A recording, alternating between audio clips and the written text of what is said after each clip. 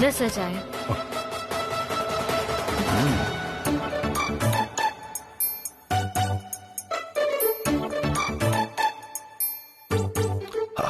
Hot and tasty. ചായ മാത്രമേ ഉള്ളോ ഹോട്ടായിട്ട്?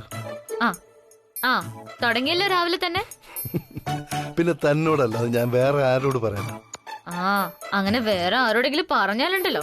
പറഞ്ഞ ശ്രീലക്ഷ്മിയുടെ തനി സ്വരൂപം അന്ന് സാറ് കാണും. ഓ, അപ്പോ തനി സ്വരൂപം ഇനി വേറെ ഉണ്ടോ? എങ്കിൽ അതൊന്ന് കാണണമല്ലോ. കാണിക്കുന്നുണ്ട് ഞാൻ. ആവശ്യം വരട്ടെ.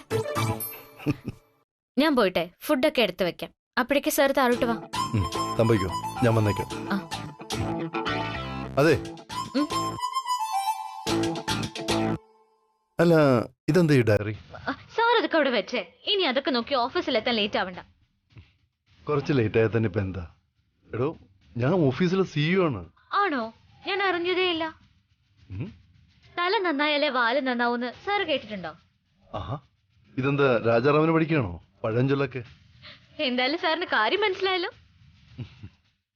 വേഗം റെഡി ആയിട്ട് വാ, ഞാൻ വെയിറ്റ് ചെയ്യാം.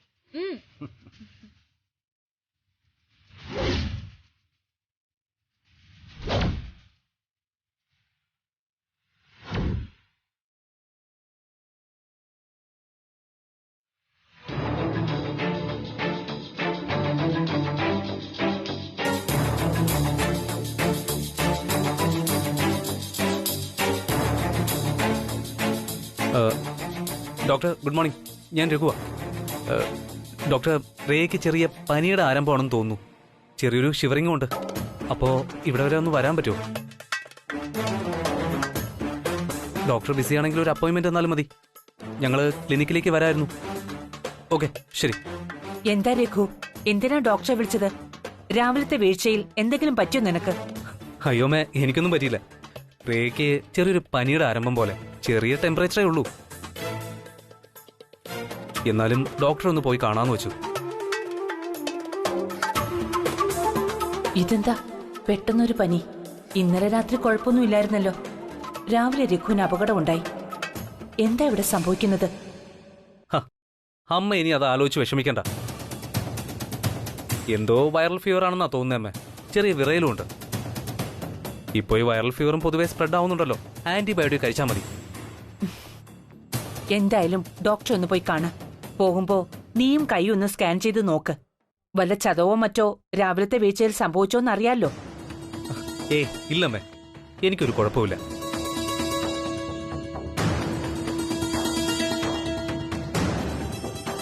അമ്മ രാവിലെ മരുന്ന് വെച്ച് തന്നപ്പോ തന്നെ എനിക്ക് നല്ല ഭേദമായി. അറിയോ ഓക്കെ രഘു? എന്തെങ്കിലും പെയിനോ മറ്റോ? ഇല്ലേട്ടായി, ഐ എം ഓക്കെ. പക്ഷേ രേഖയ്ക്ക് ചെറിയൊരു പനി, ചെറിയൊരു ഷിവറിംഗും ഉണ്ട്. എങ്കിൽ രേഖയെ ഹോസ്പിറ്റലിലേക്ക് കൊണ്ടുപോകും. എന്തിനാ വൈകിക്കുന്നത്? വല്ല ക്ലൈമറ്റ് ചേഞ്ചിലായിരിക്കും. ഞാൻ ഡോക്ടറെ വിളിച്ചു ചേട്ടായി, അപ്പോയിന്റ്മെന്റും എടുത്തിട്ടുണ്ട്. ശ്രീലക്ഷ്മി, താൻ പോയി രേഖയെ ഒന്ന് കണ്ടു. ടെമ്പറേച്ചർ കൂടുതലാണെങ്കിൽ നമുക്ക് ഉടൻ തന്നെ രേഖയും കൊണ്ട് ഹോസ്പിറ്റലിലേക്ക് പോകാം.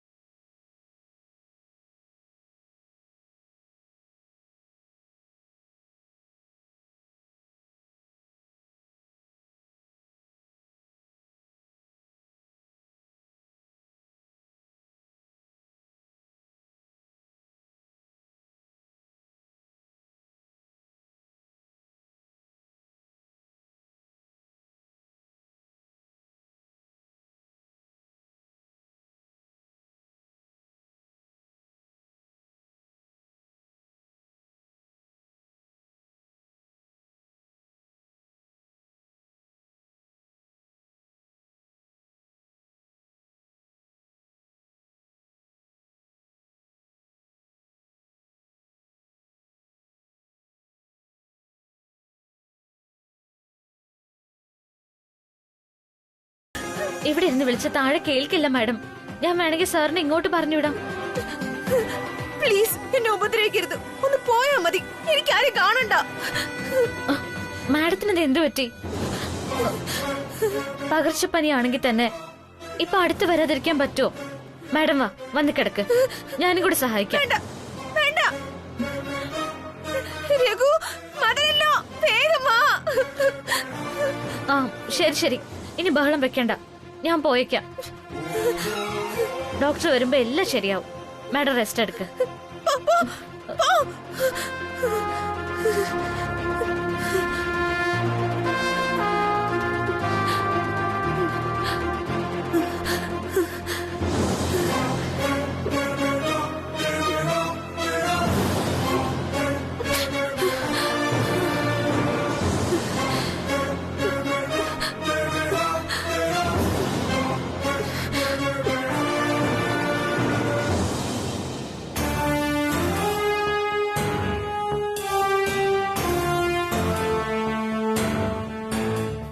സുകന്യ, അമ്മേ,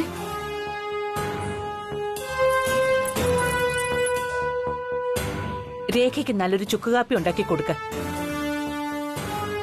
കുറച്ച് കുരുമുളകും കൂടി ചേർത്തേക്ക്. ശരി അമ്മേ.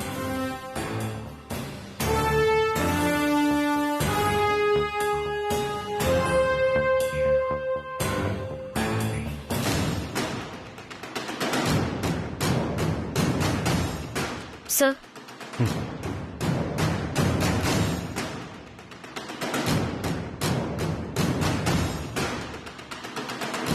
ഞാൻ രേഖ മാഡത്തിനെ പോയി കണ്ടപ്പോ എനിക്ക് തോന്നിയത് പനിയുണ്ട്, പക്ഷെ രേഖ മാഡം എന്തോ കണ്ട് പേടിച്ചിട്ടുണ്ട്. എന്നെ കണ്ടപ്പോഴും പേടി പോലെ പെരുമാറിയത്. പേടിക്കാനോ? അതിനിവിടെ എന്ത് കണ്ട് പേടിക്കാൻ? മോളെ കണ്ടെന്തിനാ അവള് പേടിക്കുന്നത്? എനിക്ക് മാഡത്തെ കണ്ടപ്പോ അങ്ങനെയാ തോന്നിയത്. നല്ലപോലെ പേടിച്ചിട്ടുണ്ട്. എന്നെ അടുത്തോട്ട് പോലും അടുപ്പിക്കുന്നില്ല.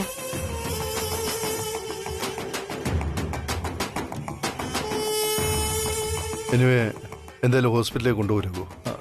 അത് ഞാൻ മാനേജ് ചെയ്തോളാം ചേട്ടായി, ഡോണ്ട് വറി. ചേട്ടായി ഓഫീസിലേക്ക് പൊയ്ക്കോ. അറിഷുവോ? യെസ്. നീ ഡോക്ടറെ കണ്ടു വിളിക്കും. ശരി ചേട്ടായി. ശരി.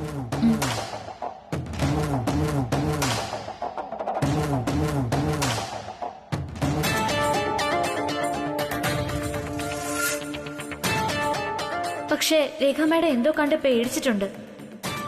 എന്നെ കണ്ടപ്പോഴും പേടി പോലെ പെരുമാറിയത്.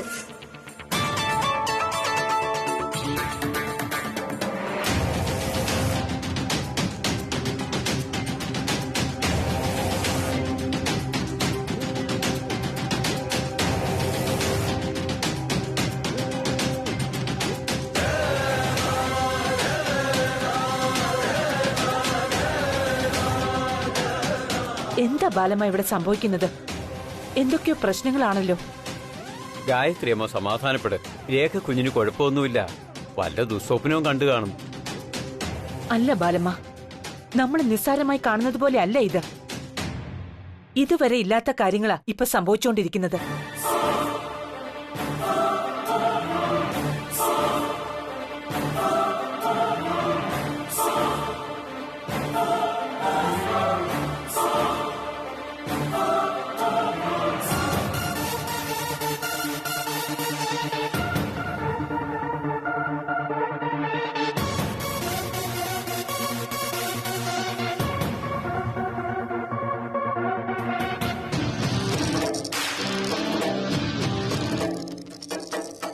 Excuse me, sir.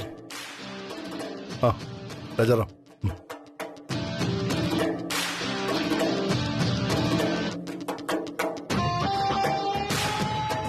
Rajaram, take you seat.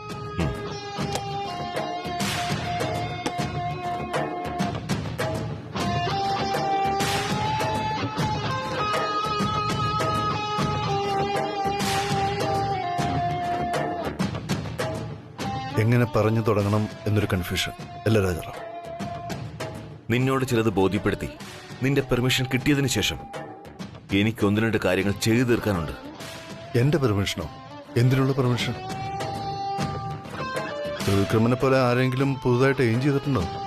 ആരും ആരെയും എയിം ചെയ്യാതിരിക്കാനുള്ള തയ്യാറെടുപ്പുകളാണ് ഞാൻ ഉദ്ദേശിക്കുന്നത്. അത് നിനക്കങ്ങനെ എളുപ്പത്തിലെടുക്കാൻ പറ്റുന്ന തീരുമാനമല്ല രവി. രാജാറാം, എന്തെങ്കിലും നിനക്ക് പറയാനുണ്ടെങ്കിൽ പറഞ്ഞിട്ട് പോകണം. അല്ലാതെ വളഞ്ഞ് മൂക്കി പിടിക്കുന്ന പോലെ പറഞ്ഞാൽ എനിക്കൊന്നും മനസ്സിലാവില്ല. ശരി, നേരെ കാര്യത്തിലേക്ക് വരാം. രവി, നിങ്ങൾ ഇപ്പൊ താമസിക്കുന്ന വീട്ടിൽ നിന്നും ഉടനെ താമസം മാറണം. പറ്റുമെങ്കിൽ ഇന്ന് തന്നെ. നീ എന്ത് ഭ്രാന്തായി പറയുന്നത്? എന്തിന്? അതിന് മാത്രം എന്താ ഇവിടെ പ്രശ്നം? ഇനിയും നിനക്ക് സംശയമാണോ? ഈ നടന്നതൊക്കെ നിന്റെ കൺമുന്നിലല്ലേ? എന്ത് നടന്നെന്ന്? നീ ചുമ്മാ ഓരോന്ന് പറഞ്ഞ് സമയം മെനക്കെടുത്ത് പോകാൻ നോക്കിയേ. ചുമ്മാ ഓരോന്ന് പറയുവല്ല ഞാൻ. രഘു സാർ ഇന്ന് രാവിലെ ജോഗിങ്ങിന് പോയപ്പോ ഒരു ആക്സിഡന്റ് നടന്നു. അത് നീ അറിഞ്ഞിട്ട് അതിനെ ഒരു TT ഇഞ്ചക്ഷനിൽ ഒതുക്കി മനഃപൂർവ്വമായി. പക്ഷേ എനിക്കതിന് പറ്റില്ല. രഘു സാറിന്റെ റൂട്ട് മാപ്പ് നോക്കി അവിടെയുള്ള മുഴുവൻ CCTVയും ചെക്ക് ചെയ്തിട്ടാ ഞാൻ ഈ വരുന്നത്. കൃത്യമായ പ്ലാനോടെ കരുതിക്കുട്ടിയ ഒരു മർഡർ അറ്റംപ്റ്റ് ആയിരുന്നു അത്. രഘുസാറിനെ ഇടിക്കാൻ വന്നു എന്ന് പറയുന്ന ഡൽഹി രജിസ്ട്രേഷൻ ഇന്നോവ കാർ മണിക്കൂറുകളോളം അവിടെ വെയിറ്റ് ചെയ്തു. 3-4 കിലോമീറ്റർ ഫോളോ ചെയ്തു. ആരുമില്ലാത്ത സ്ഥലത്ത് വെച്ച്, കൃത്യമായി പറഞ്ഞാൽ പണി നടക്കുന്ന ബൈപ്പാസ് റോഡിൽ വെച്ച് അറ്റാക്ക് ചെയ്തു. രഘുസാറിന്റെ നോട്ടൊന്ന് തെറ്റിയിരുന്നെങ്കിലോ എന്ത് സംഭവിക്കുമായിരുന്നു ഇപ്പോ?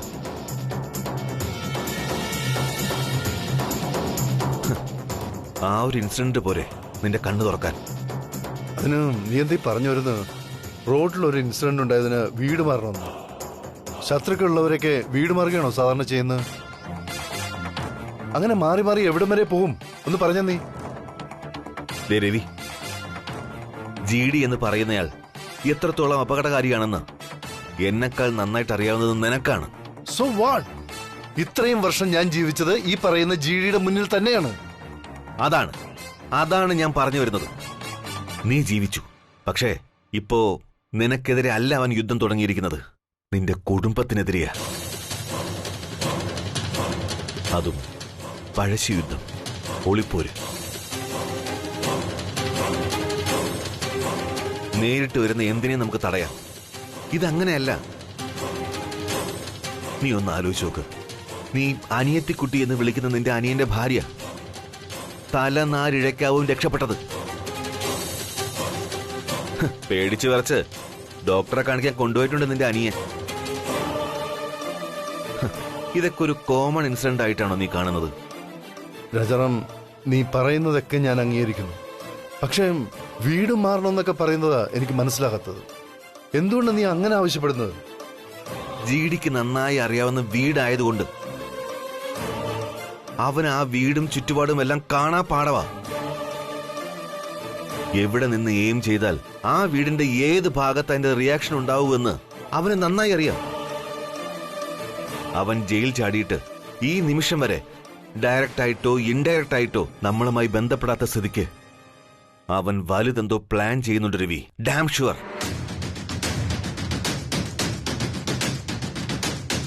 നീ ആയിരിക്കില്ല ചിലപ്പോ ടാർഗറ്റ്. നിന്റെ വീട്ടുകാർക്ക് വല്ലതും പറ്റിയാൽ നിനക്ക് കൂടുതൽ നോവുമെന്ന് അവന് വ്യക്തമായിട്ടറിയാം. ആ അറിവ് അവൻ പ്രയോജനപ്പെടുത്തും. അത് ഭയങ്കര അപകടമാണ് രവി. അതുകൊണ്ടാണല്ലോ നിന്നെ വിട്ടിട്ട് പണ്ട് അവൻ ശ്രീലക്ഷ്മി മേഡത്തിനെ കിഡ്നാപ്പ് ചെയ്തുകൊണ്ട് പോയത്.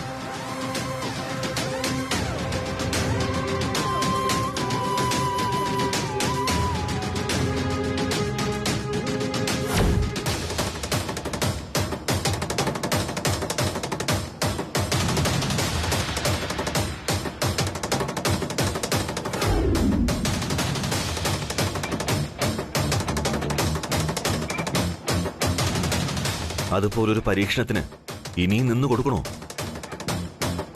ഇത്തവണ അമ്മയാണ് അവന്റെ ടാർഗറ്റെങ്കിൽ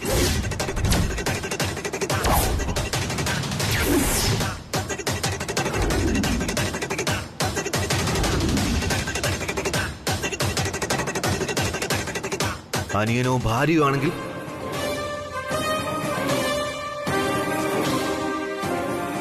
നിന്റെ ഭാര്യ ശ്രീലക്ഷ്മി തന്നെ ആണെങ്കിൽ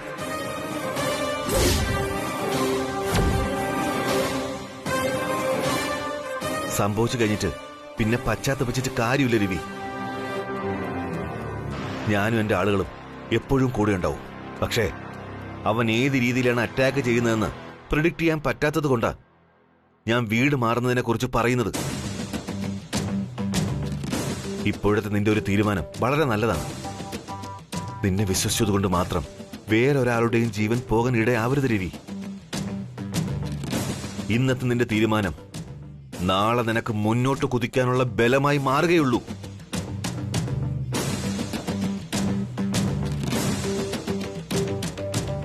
ഇനി നീ എന്ത് തീരുമാനിച്ചാലും രാജാറാം എന്ന സെക്യൂരിറ്റി ഓഫീസർ ഒരു തീരുമാനം എടുത്തിട്ടുണ്ട്. എനിക്കെന്റെ ബോസിന്റെ ജീവനാണ് വലുത്. അതിലൊരു കോംപ്രമൈസ് ചെയ്യാനും ഞാൻ ഉദ്ദേശിക്കുന്നില്ല. Better you make a good decision, but it should be right.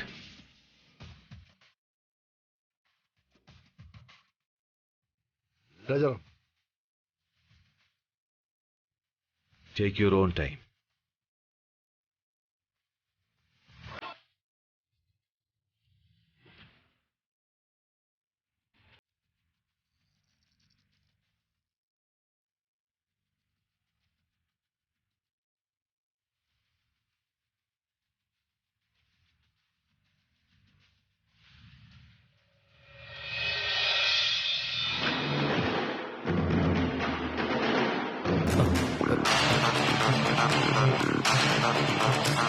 Raghu sir പറഞ്ഞ പോലെ രേഖ മാഡത്തിന് ഫീവറോ മറ്റു കുഴപ്പങ്ങളോ ഒന്നുമില്ല. അപ്പൊ പിന്നെ ഇങ്ങനെ സംഭവിക്കാൻ മാത്രം എന്തു പറ്റും ഡോക്ടർ? 2 ദിവസം മുൻപ് രാത്രി രേഖ മാഡം എന്തോ കണ്ട് പേടിച്ചു എന്നല്ലേ പറഞ്ഞത്? ആ, അതിനെ കുറിച്ചുള്ള ചിന്തകൾ കാരണമുള്ള ചെറിയ സ്ട്രെസ്, അത്രേ ഉള്ളൂ. Nothing much to worry on this. പക്ഷെ ഡോക്ടർ, രാവിലെ രേഖ വല്ലാതെ വിറയ്ക്കുന്നുണ്ടായിരുന്നു. എന്തോ കണ്ട് പേടിച്ചതുപോലെയായിരുന്നു ഭാവമൊക്കെ. ആരെയും അടുത്തേക്ക് അടുപ്പിച്ചില്ല, ഈ എന്നെ പോലും. ശ്രീലക്ഷ്മി എങ്ങനെ ഒരു ഡൗട്ട് പറഞ്ഞത്?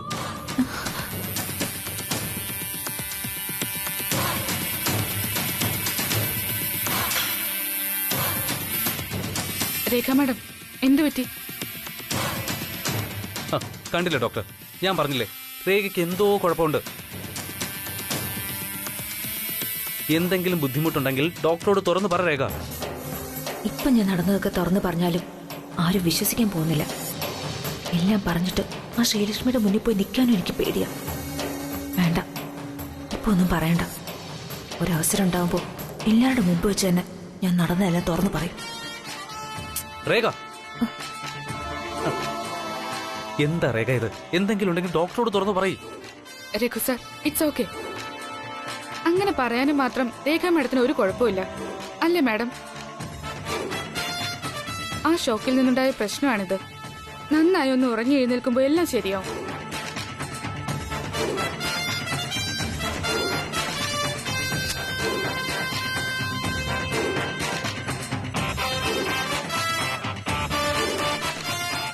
ദാ 3 ദിവസത്തേക്കുള്ള ടാബ്ലറ്റ്സ് ഉണ്ട്.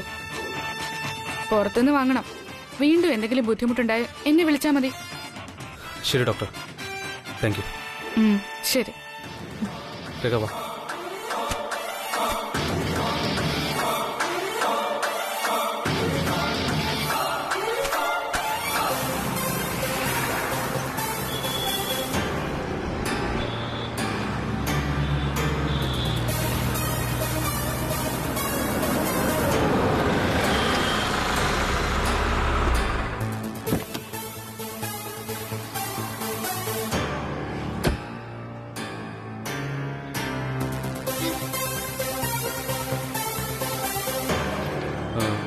ഈ മരുന്നുണ്ടോ?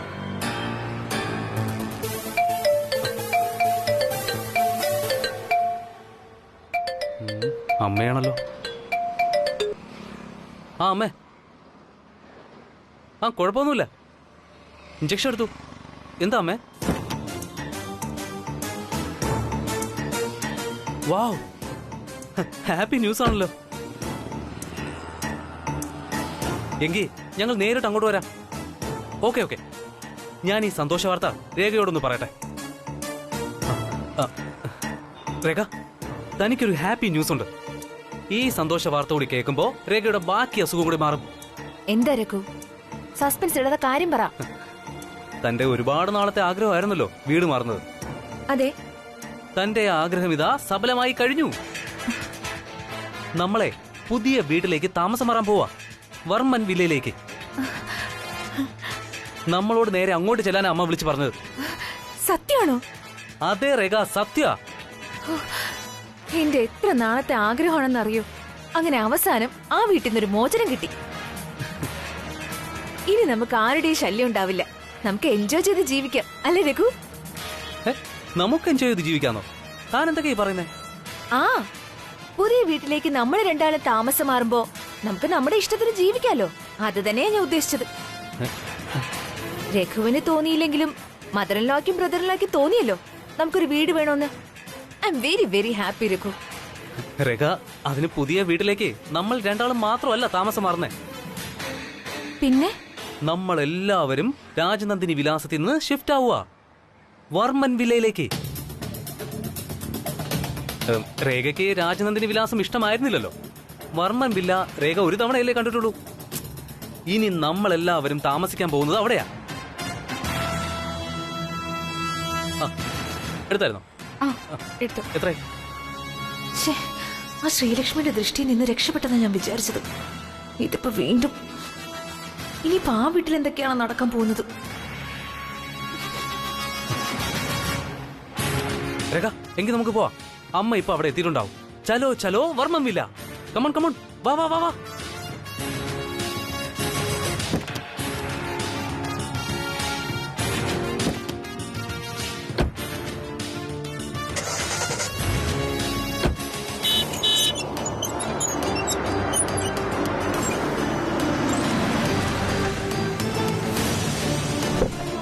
നമസ്കാരം. നമസ്കാരം. നമസ്കാരം മാമ. ആ നമസ്കാരം.